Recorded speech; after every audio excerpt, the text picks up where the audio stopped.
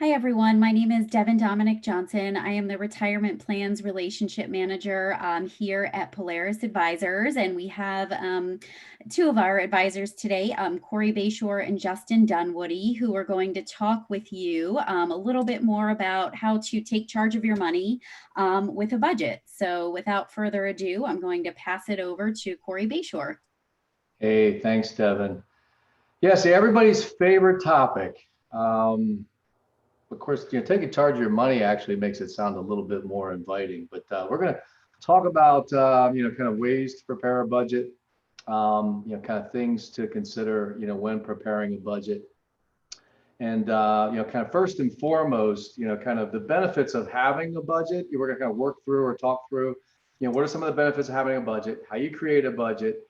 And then, one thing that we're going to actually finish with, but one of the things that we, talk about a lot, for those that we, work with, and even, talk with folks, prior to even, kind of enrolling or starting to save for retirement, is making sure that you start an emergency reserve fund.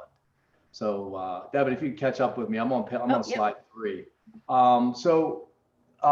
Quick rule of thumb, here, and many of you, and apologize for those that may have already, be familiar with this, but the, kind of budgeting rule of thumb, the 50, 30, 20. And some of you might laugh when, if you're learning of this rule for the first time. So, and banks, for anybody that maybe has, recently, applied for a mortgage, I know we've had many clients, kind of refinancing, their houses. If there's, one benefit, of everything we've been kind of dealing with here in 2020 is, lower interest rates on mortgages. And one thing that banks, want to see is that, 50% of your income, kind of is, or I should say, not more than 50% is going towards, kind of reoccurring debt. So when you think about 50%, going towards needs, kind of those necessary expenses, housing, food, heating, utilities, things along those lines. 30% towards wants. So I think that's might be where maybe a lot of people get a little off kilter on their percentages. This is kind of the discretionary spending side of things. And this is honestly probably why this year, a lot of people have a lot of extra money, right? Because we're, not able to, kind of enjoy some of the, kind of discretionary spending that we all maybe got accustomed to as far as dining out and, traveling and entertainment and things along those lines. But, last and certainly not least is, 20% you should be, putting towards savings. So that would include like the emergency reserve fund I mentioned, savings for retirement, which, we like to talk about a lot, but also even, maybe additional savings, towards debt and things along those lines. So that's the 50, 30, 20 rule. So what are some of the benefits or the perks of having a budget? The ability to prioritize, how you're going to allocate, your resources. So we'll kind of talk through some of that. Reducing debt. I think, a lot of, I've been doing this for so long now, almost 25 years. I know I'm dating myself, but, a lot of times for the people that we meet with that have, credit card debt, or maybe, they've allowed, kind of, their, the amount of debt that they have to kind of balloon to the point where maybe they decide to seek out, kind of our advice. A lot of times it's just because of the fact that they just don't really have a good handle on what's coming in and what's going out. Or at least they know what's coming in, they know what they're making, but they really don't know, kind of what's going out. So, I mean, certainly a benefit of having a budget is reducing debt, and even putting together a plan to further reduce or eliminate, at least the bad debt, particularly the credit cards. Preparing for those unexpected expenses. We've seen it, gosh, I can think of a number of clients that, besides the emergency fund, they've got the Christmas club, they've got the, kind of the birthday saving, they've got all, setting aside additional money on a monthly basis, for like those quarterly, bills, that come, and even taxes. You name it. I mean, think about like some of the kind of reoccurring on a monthly basis, maybe auto insurance, homeowners, things along those lines. But, kind of budgeting, for all of those items. And then again, certainly, last but not least, making sure, you're saving, towards, kind of your other financial goals, which could be, college, could be, vacation home, could be retirement, hopefully some for retirement. So, but again, that's, some of the benefits of having a budget. So, Justin's going to kind of pick it up from there and, talk about some additional benefits of having a budget. Sorry about that. I was muted and talking. So where Corey left off here is basically he went over some benefits of having a budget, but we want to look at how to create a budget actually. So it's that can be actually somewhat difficult. As you can see from this picture here, there's kind of a lot of things that are competing for your dollars. You want to travel. You want to have the new iPhone 12 that just came out. That's only $1,200. You have to save for college. You need some kind of transportation. I mean, you have all these things competing for your budget. So, we really want to talk a little bit about, how to properly go about creating a budget, which Devin, that's going to be the next slide is just looking at, the foundations of your budget. So getting a real clear picture, not everybody gets an actual hard copy pay stub now. You might have to go and, grab one. From your kind of online payroll portal, but just to kind of confirm how much actually is coming in. A lot of people know, hey, my salary is X per year, but a lot of people actually don't know, especially people that don't have a budget or don't check their, online bank account very often, may not know exactly what is coming in. What's the net that's being deposited after you pay federal taxes and state taxes and local taxes and Social Security and Medicare and all this stuff that comes off your check and hopefully some retirement contributions. What's left, what's actually net coming into the household, and then looking at your expenses. And so really looking at taking a deep dive at, all the expenses that you have to pay, as Corey mentioned, kind of those necessary expenses, and then also the wants in there as well. And then also your goals, when do you want to retire? How much do you want to save a month? Do you want to save for a vacation home, as Corey mentioned, or is your car at the point where maybe 3 years, 5 years, you might need a new car? You want to save to be able to pay a decent portion of the vehicle. So what are those goals? That's really the three areas that we want to look at before we start to create that budget.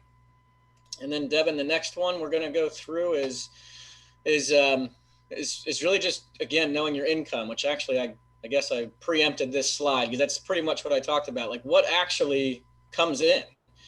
It's not just taking your salary or your estimated annual income divided by 12. I mean, there's all the taxes from all those different sources I mentioned. You have insurance and health insurance premiums that come off your check.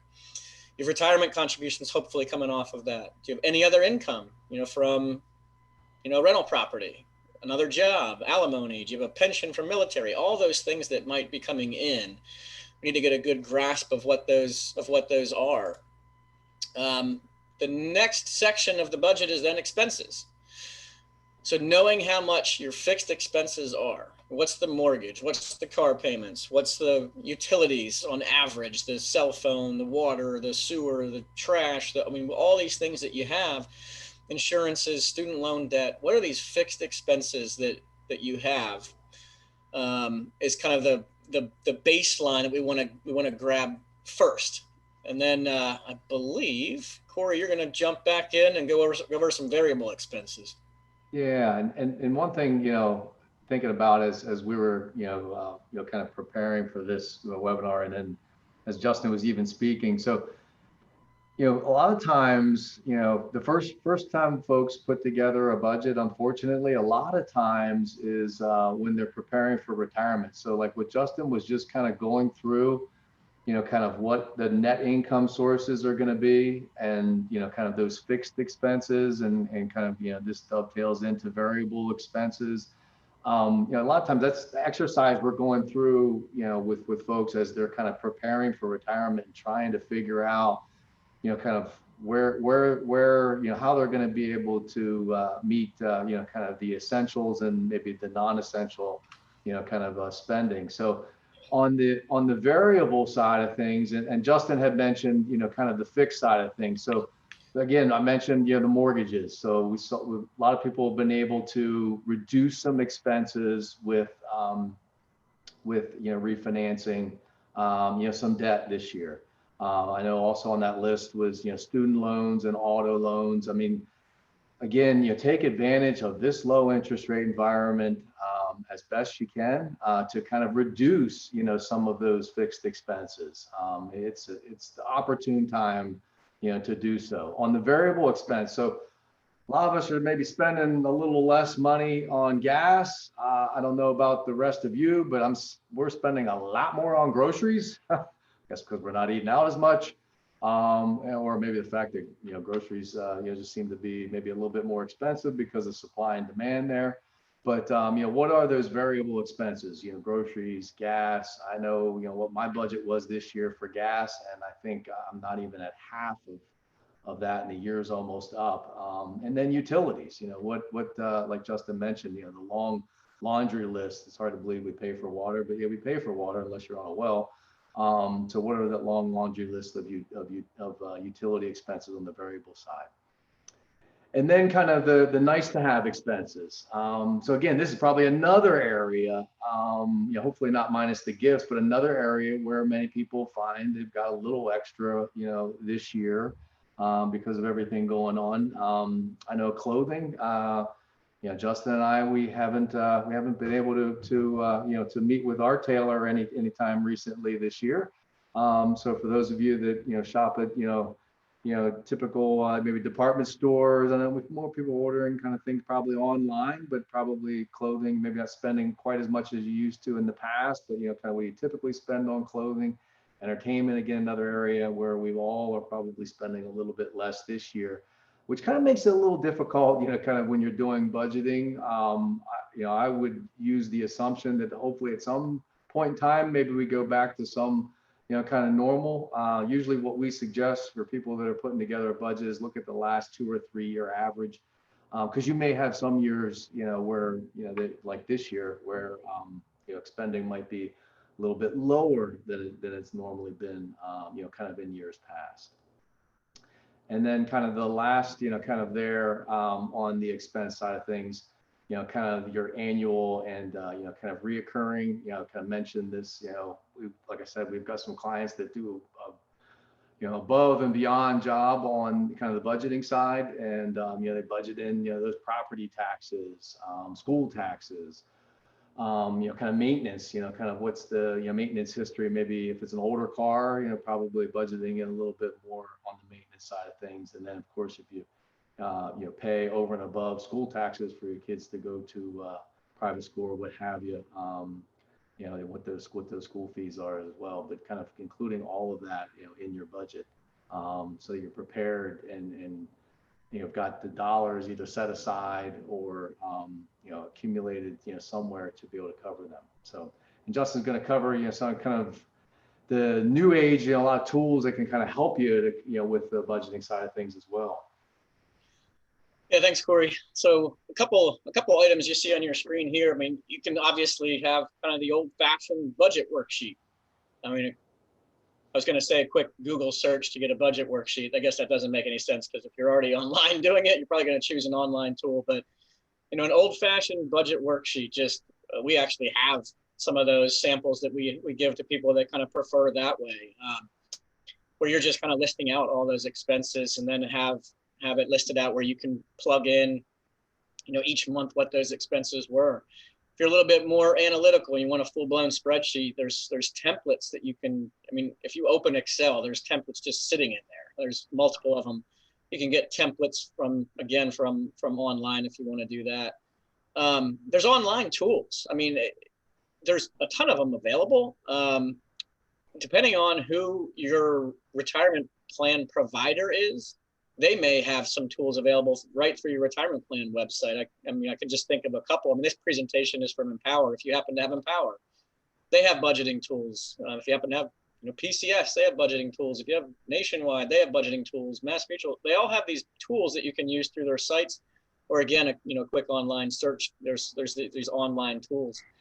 If you're a little bit more kind of new age, I would say. I mean, I have mine right here. There's, a very simple app called Prism, which is, you might have something called Mint. I mean, there's these online apps that you can use that are very, very simple. And some of them actually just pay your bills for you on top of that once you plug everything in. I mean, there's a lot of apps that you can utilize to consolidate everything and make your life a little bit more simple if you trust the safety and encryption, which, I did a lot of research on that, and there's several out there that are very well encrypted and safe to use.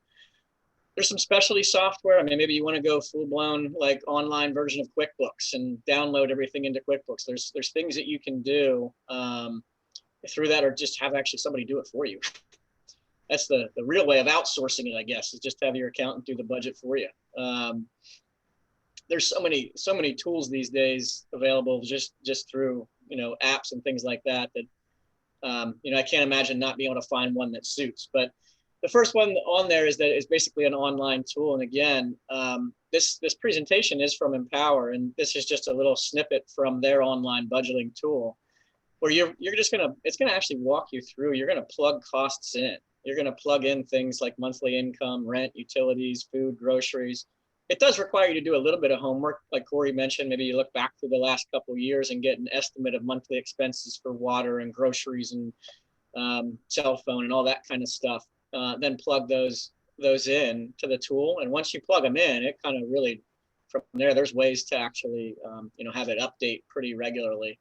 So an online budget tool can be a great piece to utilize. This is just, we mentioned we have some samples of more old-fashioned kind of traditional paper budgets that you can kind of keep a budget each month of what came in, what went out, just kind of more.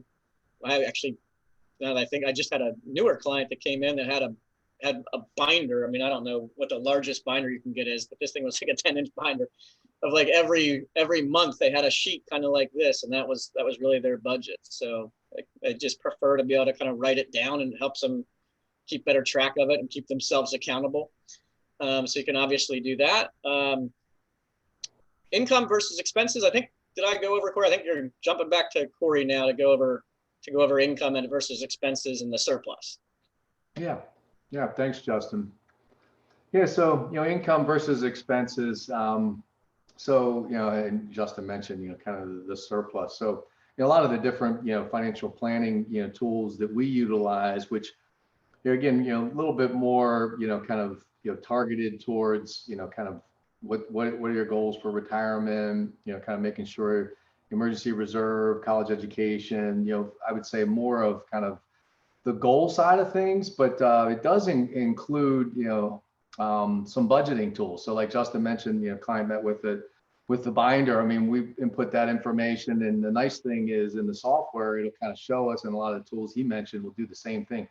Show you if there's a surplus, and which is actually good, because then, we kind of try to prioritize, okay, there's a surplus here, should we be increasing retirement savings? Is there a sufficient emergency reserve? Is there some bad debt, credit cards, things along those lines that maybe we should be, kind of looking at, student loans, maybe looking at paying down, or, are there other priorities, like I mentioned even previously, like saving for college and then possibly a second home. So surplus is good. That's, it's just prioritizing kind of what you're going to do with that surplus, because a lot of times what we find, and I'm just going through this with a client yesterday, through refinancing their mortgage, they were able to save $1,000 a month. And I'll repeat myself, they refinanced their mortgage, were able to save $1,000 a month. So now it's what to do with that $1,000. So there wasn't much of a surplus before, but now we have this $1,000. And so rest assured, we're going to recommend that they put, all of that money, towards, some of these, some of their goals and some of, some of the need areas that they have. However, if there's a deficit, so, in that same client, I mean, not that there was a deficit before, but things were pretty tight. There wasn't additional dollars to put away into, he works for one of the local school districts, wasn't additional dollars to put into a 403B, or, for her, his spouse, for her 401k or anything like that. So That's kind of why, made the recommendation to refinance, to kind of reduce, some of that, those reoccurring expenses. And it's kind of what it says here. If you have a deficit, trust me, I don't know if you're the norm or kind of not the norm, but a lot of people, things are running, pretty tight or paycheck to paycheck, as people like to say. But don't panic, kind of find the root of what's, in this case, I mentioned the mortgage was kind of the big expenditure item we were able to reduce, kind of adjusting, some of those non-essential spending. Which again, for those in the past that maybe, the budget was running a little tight and there wasn't a surplus, kind of the less traveling, less money might spend on gas and entertainment and things along those lines, even vacations. And a lot of people, haven't had or been able to take a vacation this year or have vacation or trips, canceled. So, there might be some additional monies this year, but you're seeing, kind of some of the ways that you can do it, kind of more with intent, as opposed to, to some degree, this was kind of forced upon, kind of all of us. And then, shrinking the existing debt. We go through strategies all the time, kind of how to reduce debt. A lot of times, kind of, trying to pay down maybe highest interest, kind of paying debt first, doubling down on those payments. And then so it's like a domino effect. Once you kind of start that process. And there's even some tools. I know we have a crazy spreadsheet that, kind of, spells out, kind of how that works. You just put in all the various debts and payment amounts and, kind of utilizing, kind of a spreadsheet to kind of do that as well. So, but yeah, I'd say, if there's a deficit, try to find the root of the deficit and try to either reduce or, kind of get to the point where you're back to either even or ideally have a surplus. And there are just kind of a couple of different examples we kind of talked through, but I'm big on the first one. My kids know this. I got it from my parents. Don't leave the lights on in the room when you leave the room. My wife hates it, but yeah, if you come to my house, there's never a light on in a room that somebody's not in. So clip coupons, I'd say that's, probably harder nowadays. I know I get the Sunday paper delivered, but, when we used to get newspapers and things, they became a little bit easier. Many of us, have, these coffee makers at home. I guess we're saving money there. I know myself and many others are packing lunch more nowadays because, restaurants are maybe not open or not eating out quite as much. And I do know some people that have been biking to work. And a lot of people haven't even been going to work. They've been working from home. So, saving on gas. So just a couple of different, kind of ideas for you there. This is, an interesting one. I don't know where I heard this one before.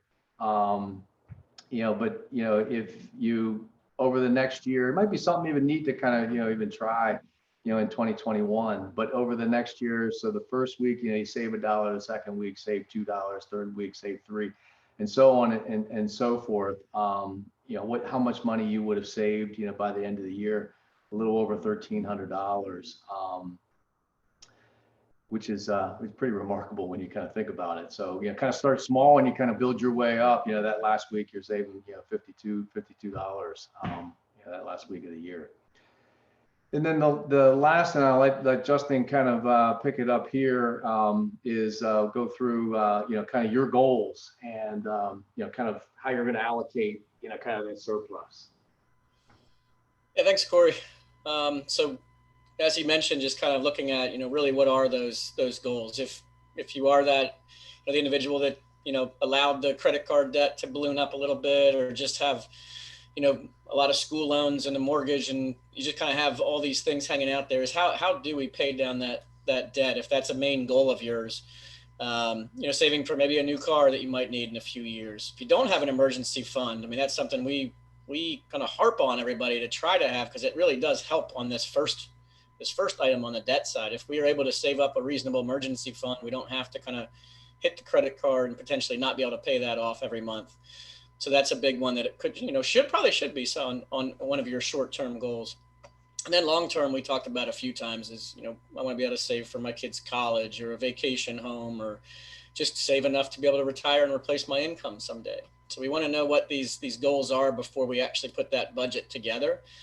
The next slide actually is going to go through and I just mentioned this about the emergency fund, but you don't want to have, those as it says here, those life happens expenses that kind of ruin your budget. You want to have a plan for those expenses, and that's why that emergency fund is so important.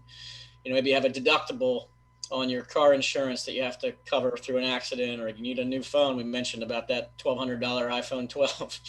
And then you have obviously pet expenses.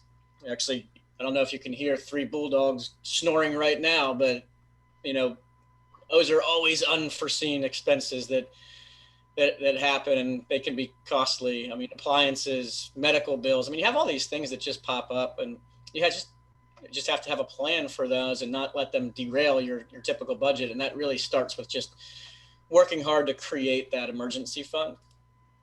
The next one goes into emergency funds even a little deeper, but just some sample costs. So, what if you had that emergency fund and you could pay that car bill, the repair bill that's $1,200?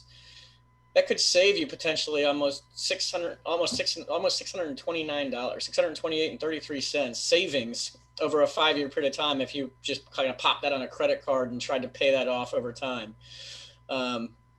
We all know credit card interest rates. I mean, this one I think is even being a little lenient at 18%. I mean, some of those are upwards of 25, 26%.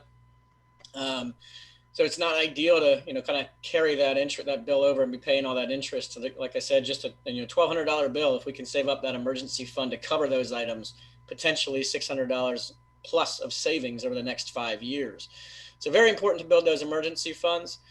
The next slide actually is going to go into actually a little bit more about emergency funds, but how much do you actually need to have? And there's also a little bit of personal preference in here too. Some people like to have larger emergency funds to cover expenses, maybe for a year. What if I get laid off and I can't find a job for a year? Our industry has typically told people, let's look at your budget you just created. We helped you create, and let's try to cover 3 to 6 months of those expenses. If you're someone that has a really steady job, it's kind of recession-proof job. It's something that we don't, no expectation of a way of really losing that job. Maybe that 3 months is good for you. If you're somebody that has maybe fluctuating income, maybe sales-based, commission-based type of income, in that case, maybe you want more like 6 months of income, or you own a small business and your income can fluctuate. You might want, 6, if not a little bit more than 6 months of expenses set aside somewhere in an emergency fund. But around that 3 to 6 months is typically a good starting point to have. And the next slide we're going to cover is actually on just retirement savings. Just checking this every once in a while. This isn't necessarily directly related to your budget per se, but if you do a good job on the budget, as Corey mentioned, that can allow the resources to have proper savings to meet your retirement goals. And this is actually just a snip here of Empower's website, but also most record keepers, your retirement plan providers, have these apps that you can kind of click on your watch, on your phone, and just see, am I on pace to replace my income? And if not, how can I look back at this budget, and where are areas that we can make some adjustments and changes or cuts to kind of balance our budget a little bit and allow us to get to the point where we're able to do that 20% savings that we mentioned from the beginning. And then if we are able to adjust our budget, we go on our retirement plan provider site and increase our retirement savings. Next time you tap on this app and look at it, maybe it's not 60%, 68% of your goal, maybe it's 75%. But it's good to just kind of keep track of all this to make sure you're kind of working towards eventually those goals, and hopefully retirement is one of those goals. That is actually the last slide. And one thing just to add there too, I know we mentioned the 50-30-20 rule in the beginning. 50%, kind of the necessary expenses, and 30%, kind of being the discretionary, and the 20% the savings. You don't have to go back to it, Deb, but I just wanted to kind of reiterate, it is estimated now, because most retirees, and I say most because, some that are viewing this or that will review this, do still have pensions. But most, do not have, kind of the pension plans that are going to provide, the income needed in retirement. And so for I would say the majority of Americans, it's estimated that the retirement savings needs to be, north of 15%, 15 to 20%. So that number, is a lot of it is because of people living longer, low interest rate environment, and kind of the different, kind of changing, world of retirement savings, where most of it is going to kind of fall on, kind of your shoulders, our shoulders, to provide for our retirement. So, but anyway, that's, I just wanted to kind of mention that, for many of you that kind of saw that and thought, boy, 20%, because trust me, I know when we're enrolling people in retirement plans and we're kind of making suggestions on what they ought to be putting in, usually it's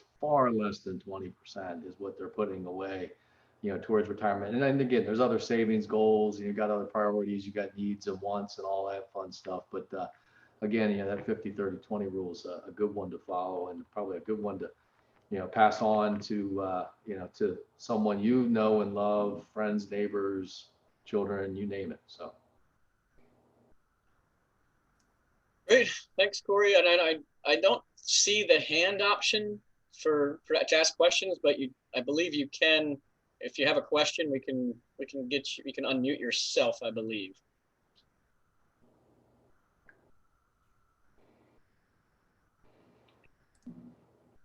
All right. It looks like maybe no questions.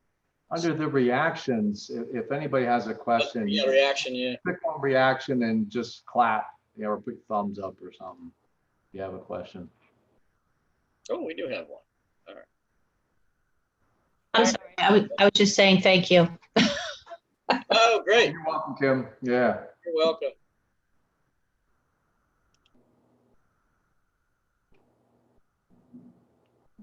I assume John, that's a thank you as well, or did you have a question? I don't have a question. Okay. John, you have a question? No? No. Okay. Thought I saw a thumbs up. Great. So glad you guys could all join us today. Hope you found it useful. And as always, any questions, any concerns, please reach out to us. We're happy to help. Thanks, everyone. Thanks, everyone. Thank you.